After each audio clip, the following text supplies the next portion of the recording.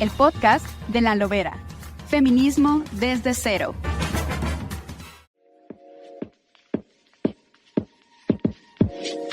Pues como cada semana estamos en el podcast de La Lobera, Feminismo desde cero o Feminismo cotidiano.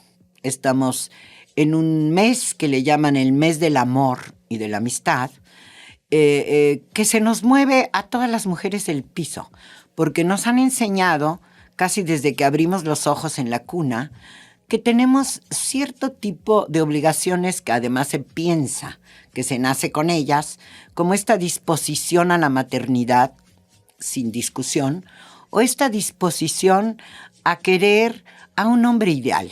Hay mujeres que se la pasan toda la vida buscando al príncipe, que las va a salvar de la vida, y hay mujeres también que viven con mucho sacrificio, pero son incapaces de romper una relación. A veces una relación que ahora ustedes y yo y todo el mundo le llamamos tóxica, por no llamarla violenta, a veces tremendamente explotadora. Las mujeres, dice uno, qué tontas, ¿y cómo aguantaron 25 años? Algunas de estas cosas, sobre lo que las feministas le llamamos el amor romántico, vamos a discutir hoy con una invitada especial que acabo de descubrir. ¿En qué sentido? En que yo no sabía que se llama Alicia Laila Sánchez Curi. Su nombre artístico es siempre Laila Sánchez Curi. Ella, además de ser una catedrática universitaria hace muchos años y ser una doctora en estudios latinoamericanos por la Facultad de Ciencias Políticas y Sociales de la UNAM, pero sobre todo ella descubrió el feminismo estudiando ciencias políticas. Laila, muchísimas gracias por venir. No, gracias a ti por la invitación. Pues me da mucho gusto compartir contigo estos micrófonos y platicar con tu público sobre este tema que ahorita está en la mesa de discusión, este concepto que es el amor romántico y que hoy hablaremos de él. Sí, ¿por qué se llama amor romántico? Es una categoría de análisis. Mucha gente la confunde con el amor romántico, piensan que es ese amor meloso y abrazarte y besos. No, es una categoría de análisis que desde el feminismo, desde la Academia Feminista, se ha propuesto para analizar precisamente estas desigualdades entre hombres y mujeres a partir de la relación amorosa, de la relación de pareja, o del incluso, matrimonio. De matrimonio, incluso de la amistad puede ser, ¿no?, amorosa. Entonces, pero sobre todo, pues la relación de pareja. Y mostrar que esa desigualdad trae relaciones violentas, relaciones de poder de los hombres sobre las mujeres, sobre todo porque está construido en un sistema patriarcal que es estructural de la sociedad, donde lo femenino siempre ha estado subordinado a lo masculino. Entonces, de ahí surge esta propuesta de categoría de análisis. Sí, el amor romántico es verdad. Uno piensa que se trata de los boleros, de los panchos. Bueno, yo hablo de mi pasado, o de quiénes dirían ustedes. Todavía hay rolas muy melosas, ¿no? De la entrega total, del amor indiscutible, del eterno, de la eternidad del amor, por una parte. Pero ¿qué les pasa a las mujeres en ese proceso? ¿Qué les pasa? Bueno, primero decir que sí, estos elementos que tú dices, como la música, el cine, todo lo que nos muestran los medios de comunicación, pero también muchas tradiciones, perpetúan ese sistema patriarcal donde el amor romántico es una herramienta de control de los cuerpos femeninos. Y ¿no? Entonces eso también es importante porque forma parte justo de la estructura cultural, ¿no? Es decir, el amor romántico es socioestructural, es decir, socialmente está construido para pues, determinar estas relaciones de poder, ¿no? Entonces, pues esto es importante entenderlo porque forma parte de nuestra vida cotidiana, por eso no nos damos como mucho cuenta o forma parte hasta de de tradiciones, de costumbres, ¿no? Si nosotros volteamos a ver, por ejemplo, pueblos originarios y ver usos y costumbres, pues ahí hay mucho también de eso, aunque tiene otra connotación, porque en realidad, y siguiendo aquí mi gran maestra de este tema ha sido mi amiga, compañera, la doctora Raquel Ramírez Salgado, que tiene todo un estudio desde una perspectiva feminista del amor romántico y los medios de comunicación. Y bueno, ella ha analizado toda una genealogía que viene desde la época de los griegos, imagínate, ¿no? O desde Romeo y Julieta, ¿no?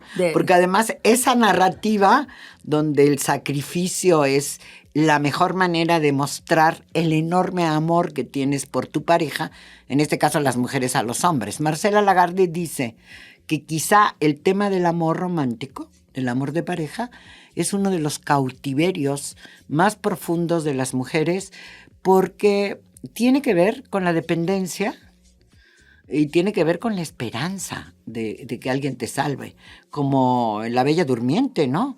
Un beso que la despierta y la vuelve a la vida, está en toda esta narrativa, ¿no? Así es, eso que dices de Romeo y Julieta y desde antes, ¿no? Algunos incluso mitos griegos, romanos, reproducen este tipo de relación y bueno, después vendrán muchísimos filósofos, después de Aristóteles y Platón, muchos filósofos que reproducen, ¿no? Yo, fíjate que además de estar en la Facultad de Ciencias Políticas y Sociales, doy clases en la Facultad de Estudios Superiores de Aragón. Ahí doy una materia que se llama Pensamiento Social y me ha servido muchísimo porque vemos filósofos clásicos de la modernidad, ¿no? Entendiendo la modernidad desde el Renacimiento para acá, y leer a los filósofos del siglo XVII, XVIII con su concepto de la mujer siempre subordinada, la mujer que no piensa, la mujer que tiene que depender del hombre. Obediente. La mujer que solamente su virtud es ser bonita, no tiene otras. O sea, esas categorizaciones que hacen los grandes filósofos que fueron los que dieron los argumentos para la Revolución Francesa, que es la gran revolución de Occidente moderno, y que pues de ahí viene muchas cuestiones que vivimos incluso ahora, pues te deja ver cómo ese pensamiento hegemónico de los hombres permeó, ¿no? Y entonces, bueno, pues después aparece una Olympe de Gouges en Francia, que la guillotinan por confrontarse con estos revolucionarios franceses que fueron sus compañeros y que, bueno, les dice así no, porque además no incluyen a las mujeres y otros temas, ¿no? Ella hablaba de la esclavitud, era un tema que le interesaba mucho. Era escritora, sí. Ajá, entonces, bueno, pues vas viendo toda esa historia y que de ahí se va construyendo también este concepto del amor romántico, es decir, la mujer que siempre va a estar subordinada al hombre, primero porque no sabemos pensar, ¿no? Segundo, no tenemos las características para gobernar ni para tomar ninguna decisión. Esas son cosas que dicen Montesquieu, Locke, Rousseau, ¿no? Etcétera. Todos estos grandes pensadores que son icónicos de la filosofía moderna. Y bueno, pues de ahí viene toda esta genealogía y después pues vienen todas estas propuestas desde el feminismo. Bien nombras a Marcela Lagarde, que ella ha escrito unos textos que le llama claves feministas para diferentes cosas, entre ellas ha dicho o ha propuesto unas claves feministas para entender el amor y estas relaciones del amor, pero también está Graciela Hierro, que tú conociste muy bien, con la ética del placer, la ética y el feminismo, ¿no? Siempre su postura fue, tenemos que liberarnos para aprender a gozar, porque justamente esta represión y tenernos sometidas a entender el amor como sometimiento, como trabajar para el otro, ser para el otro y no ser para ti. Y entonces tenemos que aprender las mujeres, decía ella, a ser para nosotras y aprender a gozar. Y ella hablaba del gozo más allá del placer sexual, porque si uno entiende placer, ¿no? El concepto placer, mucha gente lo vincula nada más con el placer sexual. No, placer es tomarnos esta taza de té y disfrutarla. Placer es venir a platicar contigo, estar entre amigas. Placer es dar una caminata en un lugar que te gusta, gozar eso, sentir la felicidad que te puede dar eso y desprendernos de una serie de prejuicios y construcciones mentales que nos han creado a las mujeres para evitar ese placer, ¿no? Entonces, pues hay desde el feminismo ya varias propuestas, varias mujeres, ¿no? Pienso también en una Kate Millett, que es una pionera, ¿no? Que ella tiene una frase que hasta circula por las redes, seguramente las jóvenes la han leído y pues yo les recomiendo leer todo el libro completo, no se queden solo con la frase porque es potente ese libro de la política sexual de Kate Millett, que dice, mientras los hombres gobernaban, las mujeres estaban enamoradas. ¿Qué tal? Ahorita me hiciste pensar en las mujeres enamoradas de este superautor, el de la historia de Lady Catherine, ¿no? Y luego tiene un libro que se llama Las mujeres enamoradas, porque entonces, ¿cómo se engancha uno en el amor? ¿Cómo le hacen todas? Hemos escuchado ahorita a Laila hablando de los filósofos del siglo XVII, de la Revolución Francesa del siglo XVII, de la rebelión de las mujeres, de las primeras organizaciones y asambleas feministas, y ya en el siglo XVIII una enorme discusión. Han pasado más de 2 siglos analizando nuestra condición subordinada. Y sin embargo, uno mira a una joven que te cuenta. Hoy me lo contaban un par de jóvenes en la mañana, cuando venía para acá, y me contaban, nos pasó en diciembre lo mismo que a muchas, o en enero, o en febrero, o en agosto, depende cuando nos encontremos, lo que le sigue pasando a muchas. Ahora le llaman narcisos patológicos. Los tipos que no solo controlan, sino manipulan el sentimiento de las mujeres. ¿Cómo describir eso? Porque muchas jóvenes, que pueden ser mis nietas, están viviendo este atajo de engaños, este atajo de ilusiones, y ellos las aprovechan. Es decir, ¿ahí qué pasó? ¿Cómo se manipula el amor? Sí, bueno, decía yo que es una relación de poder sobre todo entre hombres y mujeres, ¿no?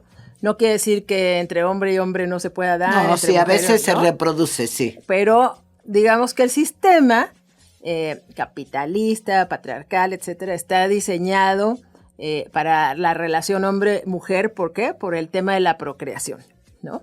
Que es fundamental y que para eso parece que solo servimos en muchos tipos de pensamientos de estos filósofos, de estos hombres, ¿no? Y en muchas culturas. Y de ahí empieza, ¿no? De ahí, hace rato tú platicabas, antes de que entráramos, cómo la maternidad también va un poco, no un poco, mucho, relacionada con el amor romántico. Claro. Porque justamente, ¿no? Esto de tener la casa bonita con los hijitos, la esposa, que siempre está bien arreglada, huele rico, tiene la casa súper limpia. Oye, eso era de ¿no? principios del siglo XX, ¿sigue existiendo? Claro, todavía hay quien piensa así. Todavía hay que, porque hablábamos hace rato de los medios de comunicación, por ejemplo, ¿no? Tú ve cómo son los estereotipos que todavía, a pesar de que han querido hacer cambios en las telenovelas y en el cine y en series, etcétera, que nos hablan pues de la liberación de las mujeres y la lucha y los derechos, todavía permea en el fondo la idea del amor romántico.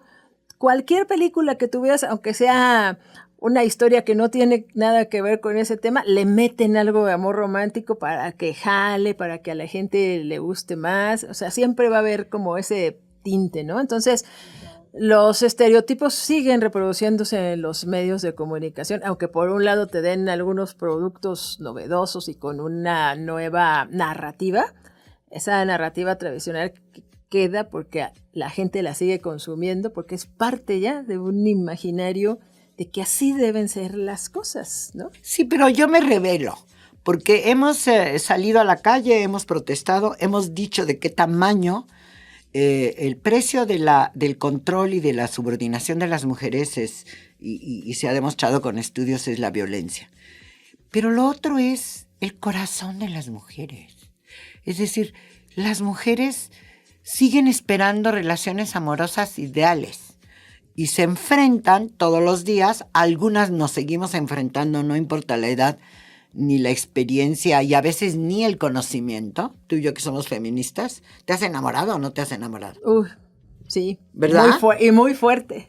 ¿Y qué significa muy fuerte? Pues, que el tipo mandaba sobre ti y que después te diste cuenta. Que viene esta ilusión de tener ese compañero que te va a hacer los días felices, que vas a compartir todo, que vas a viajar, que van a ser felices para siempre, como dice el cuento.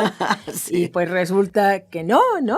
¿Por qué? Porque también tenemos esa educación las mujeres, bien lo dice Marcela Lagarde, justamente, así es, ¿no? así Estamos es. educadas justamente para esperar que el otro llene esos vacíos o esos anhelos también que una tiene, porque así nos han educado a las mujeres, cosa que no pasa con los hombres, ¿no? Los hombres, a lo mejor en ese sentido, no sé si sea la palabra correcta, pero son más prácticos, digamos, ¿no? Así que, pues, una mujer que llene sus expectativas, es decir, que lo cuide, que lo atienda, pues puede ser casi cualquier mujer, porque sabemos que hay una forma de educación de lo femenino que está arraigada en eso y que él la va a encontrar fácil, ¿no? Digamos, en ese sentido. No quiere decir que no se enamore y que no tenga también estas particularidades del amor romántico, pero lo viven de otra manera, ¿no?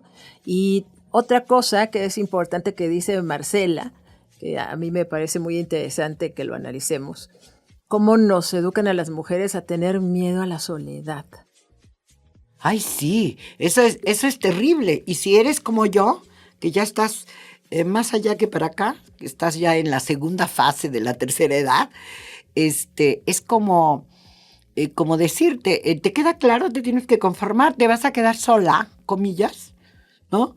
Sin considerar el contexto, porque el contexto puede ser riquísimo aunque no haya una pareja, ¿no? Pero no lo entendemos. ¿Por qué? Así es, justo porque hay esa educación de que si estás sola, eres una quedada, seguramente nadie te quiere porque tienes un carácter horrible, o porque estás fea, o porque no vales nada, o porque, ¿no? Es una serie de valores negativos referentes a las mujeres en relación a la soledad. Fíjate que no pasa lo mismo con los hombres. Al contrario, ¿no? Un hombre que vive solo y que se hace sus cosas. ¡Ay, qué maravilla! Se cocina, se lava, es maravilloso. Lo aplaudimos tremendamente, ¿no? Wow. Como ahora que le cambia el pañal al hijo, a la hija, bueno, pues es su responsabilidad, no hay por qué aplaudirle o decir que es extraordinario, pues es parte debería ser siempre parte de la vida cotidiana. Entonces, pasa eso, ¿no? Entonces las mujeres que estamos solas, pues seguramente o somos terribles, por eso nadie nos quiere, ¿no? Ahora te dicen, porque eres feminista, ¿no? Y entonces eres rara y es difícil complacerte. Yo me acuerdo que yo debo haber tenido 24 años, acababa de tener mi primer hijo y me había quedado sin chamba, como sucede.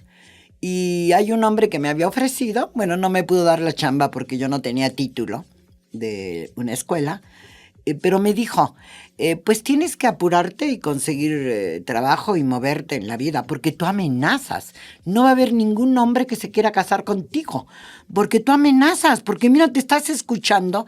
Eso es un pecado. Ser independiente, autónoma, quererte a ti misma, es casi un escudo contra el amor del príncipe o de este maravilloso proveedor porque decimos solas, porque no tenemos un hombre atrás, aunque no estemos solas. Es decir, vamos tú y yo solitas al cine. Sí, fíjate, no sé si te acuerdas de una noticia hace, no sé si fue hace unos 3, 4 años, de unas chicas argentinas que fueron asesinadas, no me acuerdo en qué país, iban pues como de excursión, se fueron a pasear y las notas de periódico decían, pues eso les pasó por ir solas. Ajá. Es decir, no iban con un hombre que las cuidara, ¿no? Aunque fueran 5 juntas, ¿no? Sí, exacto. Ajá. ¿no? Siempre esta concepción de si no tienes un hombre estás sola, si no tienes un hombre en esta relación que es la amorosa, la de pareja. Te sigue preocupando a las nuevas generaciones no casarse. Ya pasó el tiempo del... no sé con quién hablaba el otro día que decía, pues no, ni siquiera sabemos qué significa eso de la virginidad ya a estas alturas. Pero es verdad que se sigue anhelando esta cosa repetida culturalmente en la escuela, en los medios de comunicación, en la iglesia, en la calle, en la familia, de tienes que tener una familia. La familia es supra importante y para tener una familia necesitas con quién hacer el amor para reproducirte y tener hijos o hijas. Es decir, parece que eso sigue siendo la brújula que conduce la vida de todas las mujeres. ¿Será? Pues mira, ahora yo que doy clases y estoy en contacto con las y los jóvenes, yo les he preguntado a mis estudiantes si quieren casarse.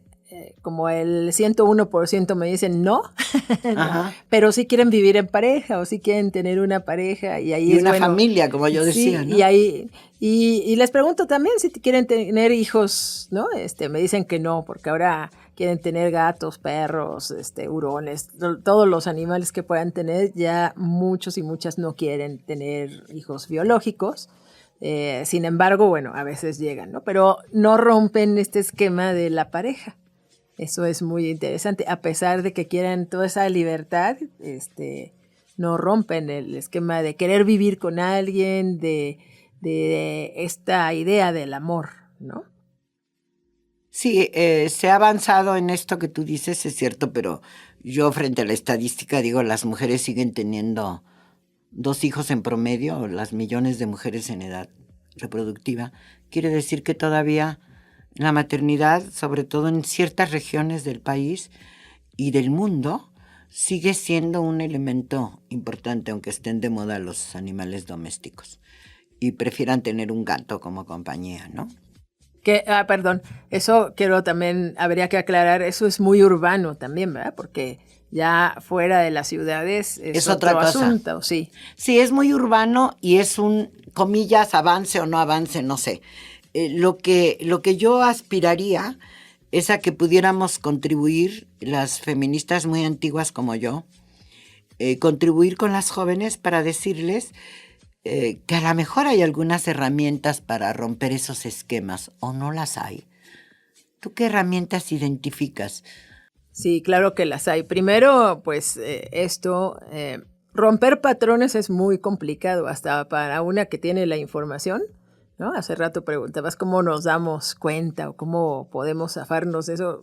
Cuesta trabajo porque una también ha aprendido de la experiencia, ¿no? No nada más de lo que ha leído o de lo que vas sino cómo te va con tus parejas. Exacto. O tus ideales, ¿no? Y que ahí vas viendo, ¿no?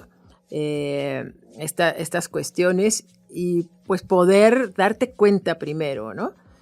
Poder entender lo que está sucediendo para poderte zafar de ese tipo de relaciones o poner límites, ¿no? A lo mejor no quiere decir que rompas totalmente una relación, pero sí poner límites y decir, a ver, a mí no me gusta esto y así deben ser, o quiero que nos llevemos así, etcétera, y poder tener un diálogo.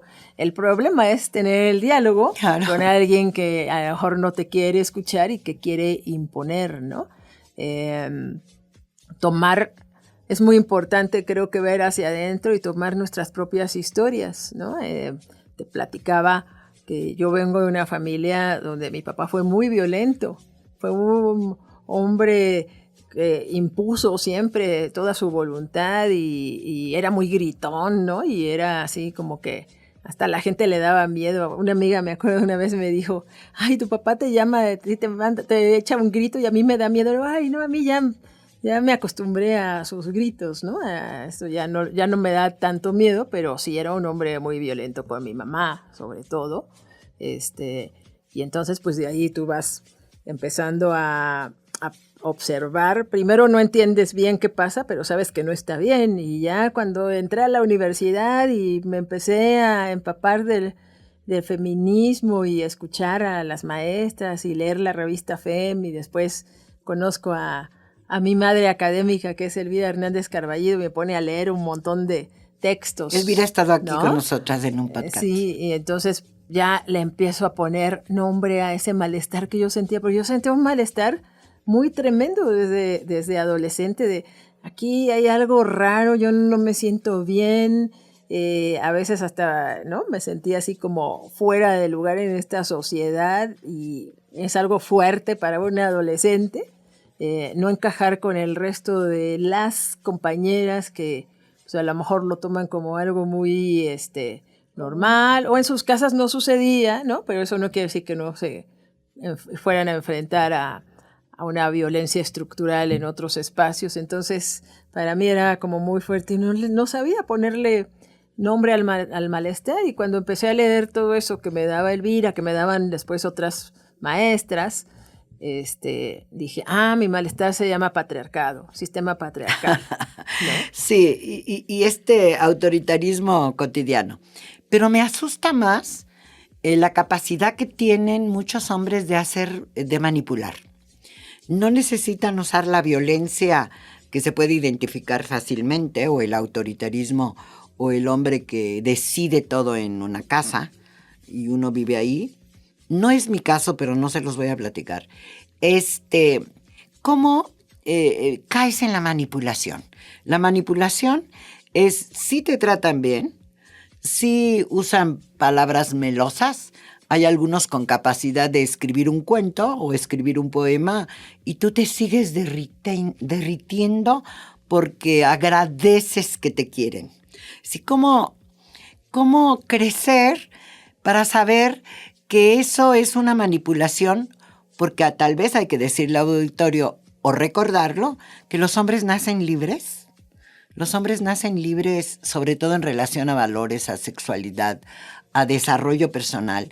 Y las mujeres nacimos, aunque las cosas hayan cambiado, llenas de prohibiciones, que pueden ser en la casa, pero que pueden ser en la escuela y que son frecuentemente en los ambientes sociales.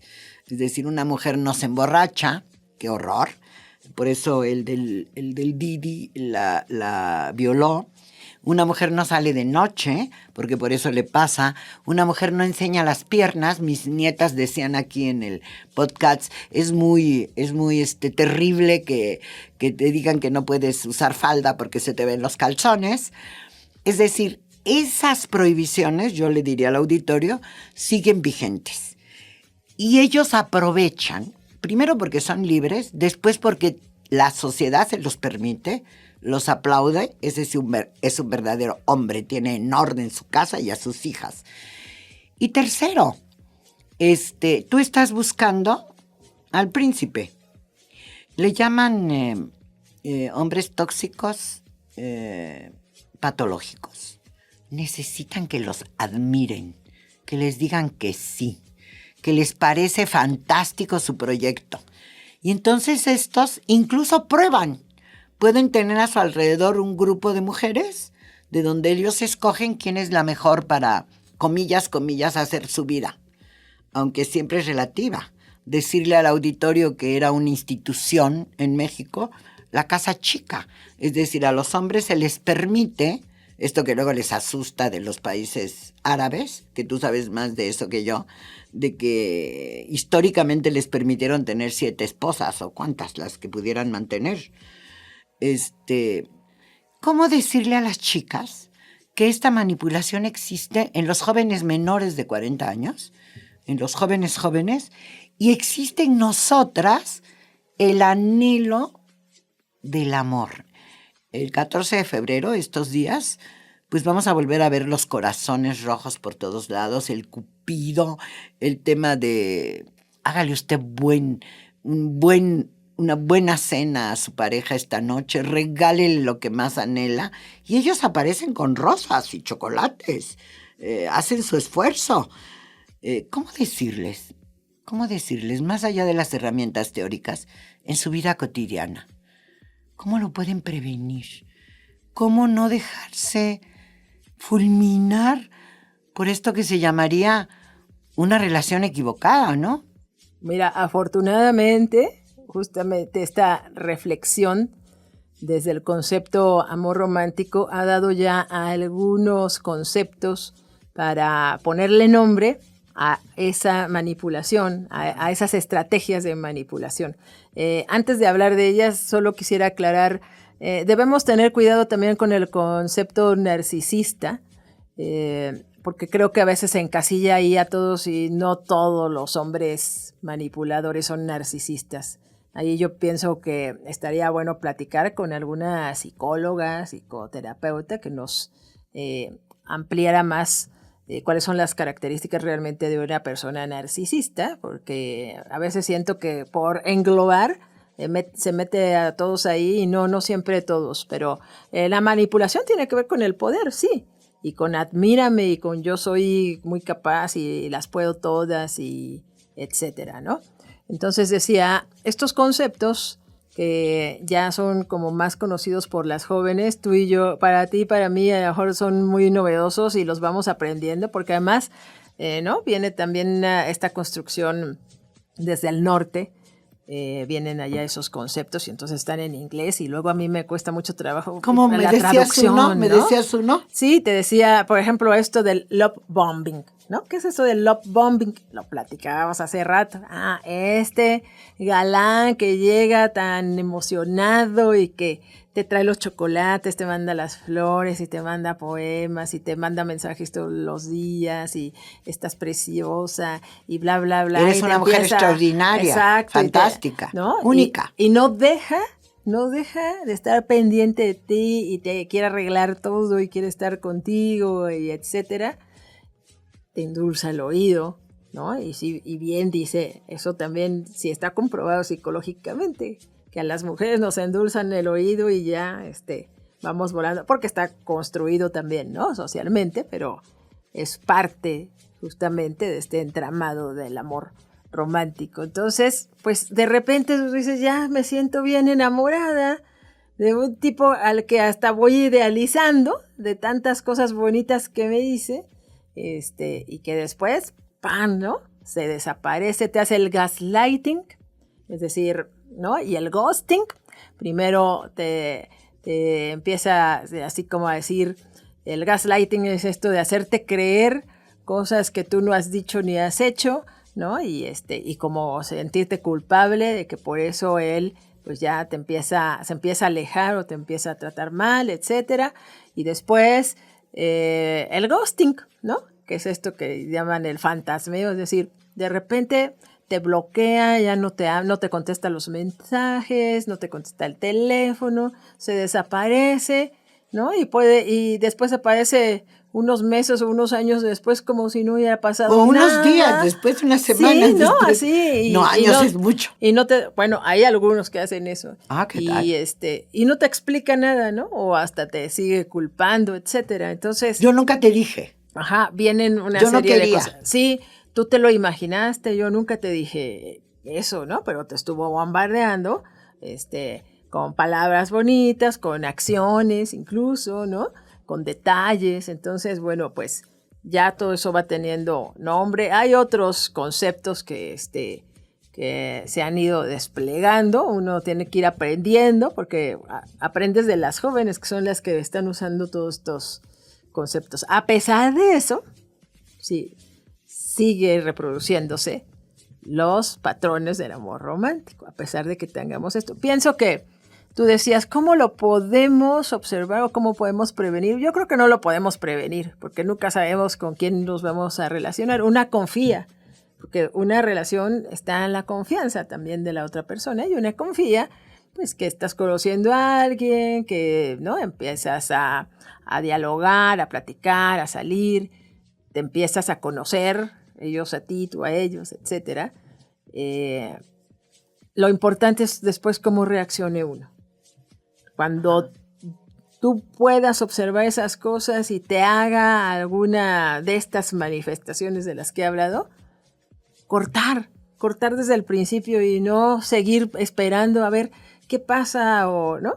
Lo digo además por experiencia, porque a mí me pasó, ¿no? Estar esperando una explicación de qué sucedió, por qué me dejas de hablar o por qué me culpas de cosas que no he hecho, etcétera, ¿no? Mi aprendizaje es, si volviera a conocer a alguien que me hace eso, a la primera, adiós, ¿no? O sea, no me quieres hablar, adiós, bro, adiós, borrado de mi vida, borrado del teléfono, borrado de la red, borrado de todo, porque ¿para qué quieres tener una persona así? Claro, parece muy lógico, pero hay algunas cosas aprendidas, pasadas de generación en generación. Yo prometo entrevistar a mi nieta, que tiene 20 años, para ver cómo le va por ahí. Mi hija lo salvó, aparentemente, en realidad hace poco. Pero yo misma he estado engatusada, así se llama, en más de un tipo de ilusión de esta, y sí me preocupa porque ¿cómo lo vamos a trascender?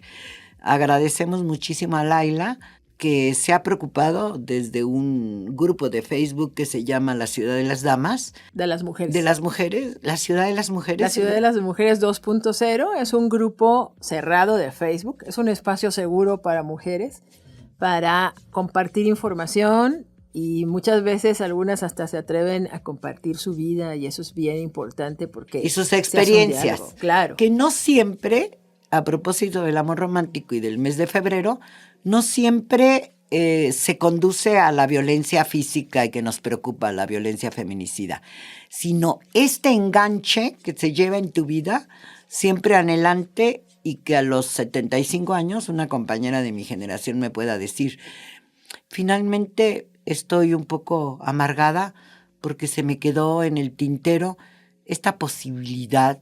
Yo lo decía no hace muchos años, que yo desconocía este apasionamiento con el que muchas a los 22 años se casan. En fin, es un gran tema porque es una de los caminos a los cautiverios de las mujeres. De modo que yo agradezco muchísimo a Laila Sánchez Curi que me haya acompañado este día, y al auditorio por haber tenido la paciencia de escuchar esto del feminismo cotidiano, que tenemos que estar alertas. Gracias a la Organización Editorial Mexicana, que hace posible este espacio de escuchar las voces de las mujeres, a la productora Natalia Castañeda Páez, pero este día especialmente porque ustedes nos están viendo, nos están escuchando y nos están viendo al mismo tiempo en los canales de YouTube de la OEM, a Tania Domínguez García en las cámaras, que es una fantástica, ¿cómo se dice?, productora audiovisual. Y nos vemos en la próxima. Muchas gracias.